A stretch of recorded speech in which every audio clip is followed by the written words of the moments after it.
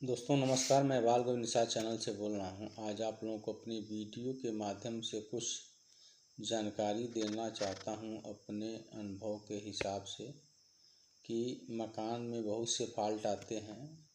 तो किस चीज़ से फॉल्ट आते हैं, किस कारण से फॉल्ट आते हैं, तो आप लोगों को अपने अनुभव के अनुसार कुछ सुझाव देना चाहता हूं। तो हमारे वीडियो को लाइक करिए, सब्सक्राइब करिए, कमेंट करिए, शेयर करिए और दोस्तों लास्ट तक देखना ना भूलें।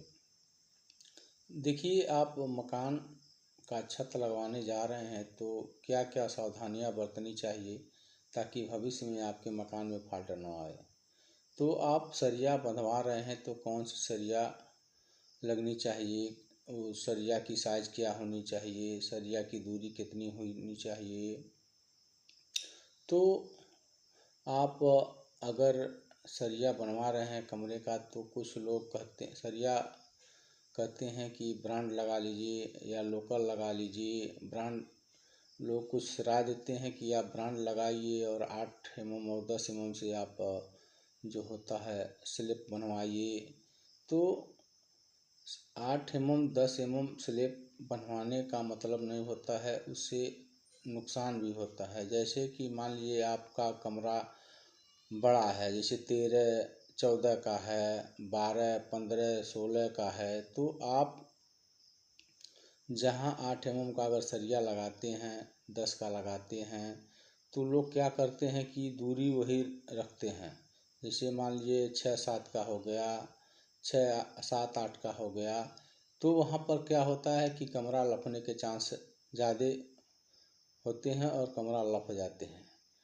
तो हमारा मानना है कि आप थोड़ा बचत करने के चक्कर में आपको ज़्यादा नुकसान हो जाता है लोगों को। तो हमारा मानना है कि आप 10 mm से ही स्लैब बनवाएं।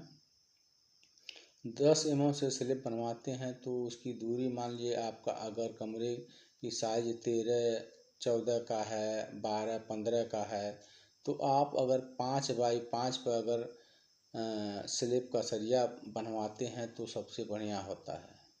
वह कमरा कभी लफेगा नहीं और उसमें जो होता है जंपिंग, जैसे चलने पर आवाज़ नहीं आएगी और कूदने पर ज़्यादा आवाज़ नहीं आएगी।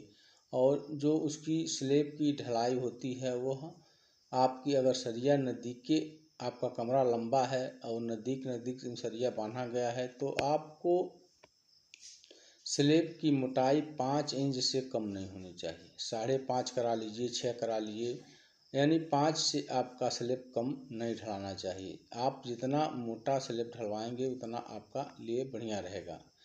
होता क्या है दोस्तों, मान लीजिए सरिया बना गया, आज के दौर में पाइप छत में इतने पड़ रहे हैं कि उसका कोई बिना ज़रूरत के पाइप पड़ जा रहे हैं। आप अगर मान लीजिए छत में लाइट लगवाना चाहते हैं तो आप फॉर सीलिंग से भी लगवा सकते हैं, लेकिन आज के दौर में लोग पाइप छत में बहुत डलवा रहे हैं और डलवाने का मतलब हो कि आपका छत जो होता है क्रैक कर जाता है।